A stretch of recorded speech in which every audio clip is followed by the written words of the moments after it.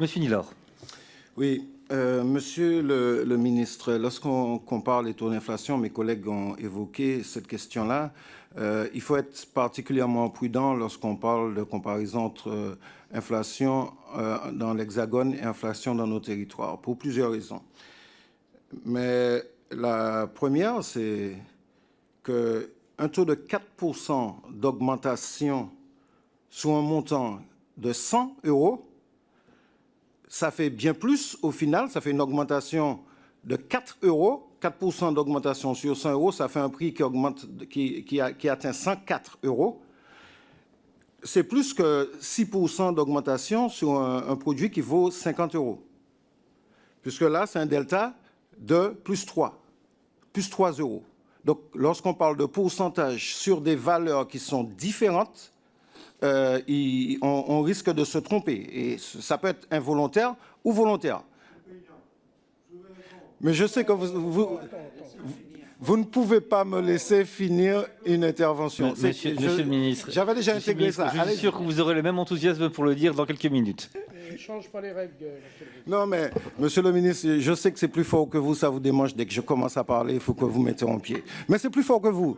C'est statistiquement prouvé. Monsieur Nilor, restez sur vos questions. Vraiment. C'est une question. Alors, donc, il faut faire attention à ça.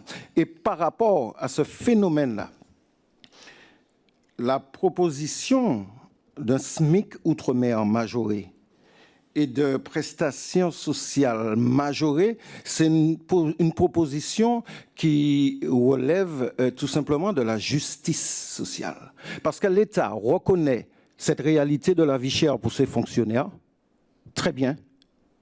Ce n'est pas un privilège, c'est simplement une reconnaissance de cette réalité de la vie chère. Mais la vie est chère dans les supermarchés, partout dans les prestations de services, aussi bien pour ceux qui travaillent dans le privé avec des petits salaires, et aussi bien pour ceux qui sont bénéficiaires, je ne sais pas si on peut toujours utiliser ce terme de bénéficiaires, ceux qui subissent les minima sociaux, les prestations sociales. La vie est aussi chère pour eux.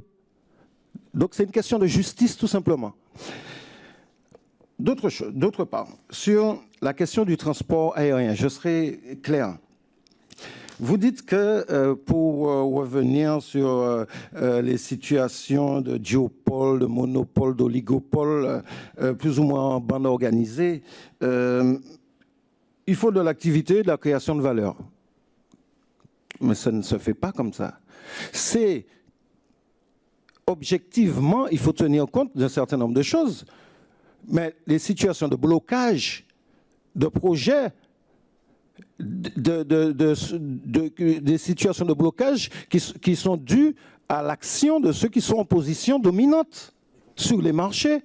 On ne rentre pas comme ça sur certains marchés dans nos territoires, vous le savez. Et puis, c'est ne pas tenir compte aussi de la frilosité des banques avec certains. Chez nous, les banques sont beaucoup plus frileuses pour accorder des crédits aux entreprises pour l'investissement. C'est beaucoup plus facile que d'accorder des crédits pour l'achat d'un véhicule particulier, par exemple. Donc, nous subissons par rapport à ça, parce qu'il faut savoir de quelle inflation on parle. Il y a inflation par les coûts. Mon cher collègue, je suis désolé de vous interrompre, je sens que d'aucuns, et je le comprends, souhaitent aller voter pour le soutien. Oui, mais moi aussi, je souhaite voter. Je termine ma question. Non, voilà, c'est exactement ce que je voulais dire.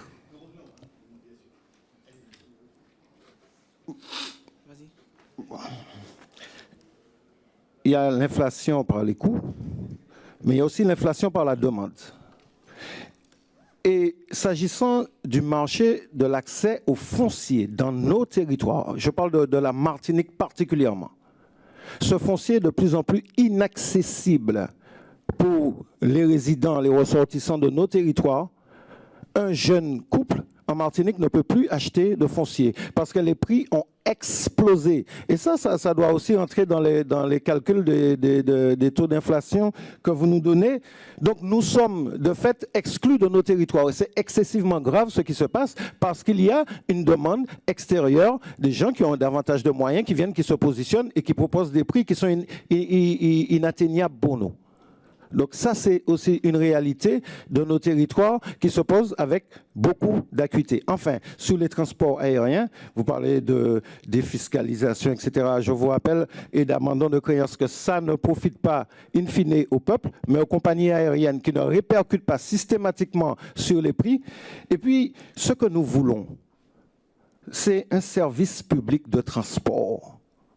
Et un service public de transport avec la création d'une délégation de services publics de transport, c'est la seule solution pour faire baisser et maintenir les prix à des niveaux décents. La seule solution. Le reste, l'augmentation du budget de la DOM, etc. Tout ça part de bons sentiments, mais on est dans la fragilité, on est dans la précarité. On veut un modèle comme la Corse, comme ce qui a été mis en place en Corse et qui fait ses preuves dans le cas de la Corse. Voilà.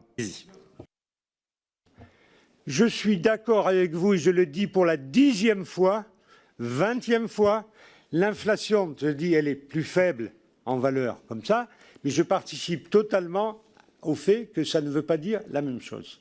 Je l'ai dit, je le redis, donc voilà. Essayez de croire que je vous ai compris. Là où on a un vrai sujet, c'est qu'à la différence de ce qui se passe sur le transport routier, par exemple, on a des prix administrés. On n'a pas de prix administré sur le kérosène. Hein? Là, dans la discussion, ce que je retiens, c'est que tout est bon à prendre comme il est. C'est le sujet du prix du kérosène. Est-ce qu'on doit aller vers là? C'est le débat que j'ai par exemple avec la SARA. Compliqué.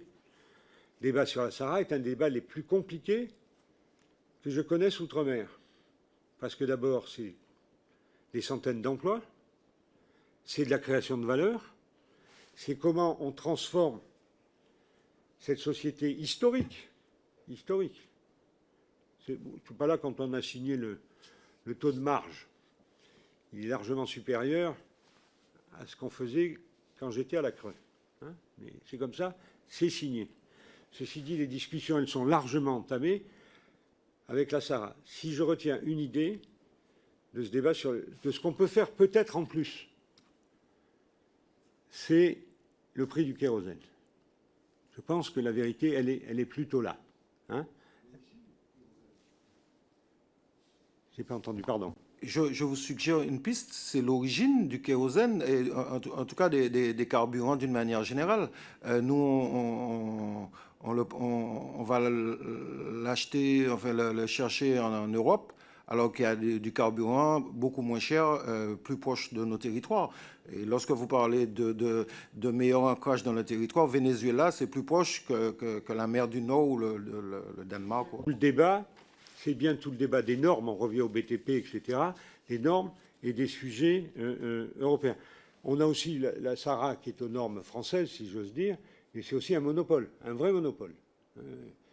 Et c'est un sujet dont on débat hardiment et ardemment avec la SARA. Et il y a tout le sujet des normes européennes.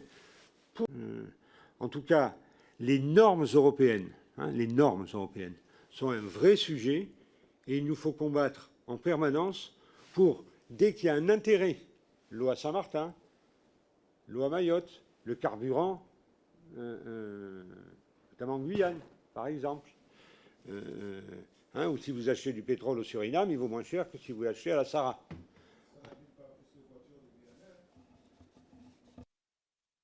Ça n'abîme pas davantage les voitures des Guyanais d'acheter du carburant au Suriname. Hein. Donc les normes européennes, je ne sais pas.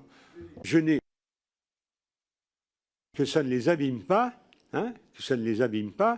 et que je pense qu'il y en a qui le font en douce, et que ça marche, ça ne détruit pas les voitures européennes parce qu'on y met de l'essence du Suriname. Sauf que j'essaye de faire les choses plutôt légalement et réglementairement.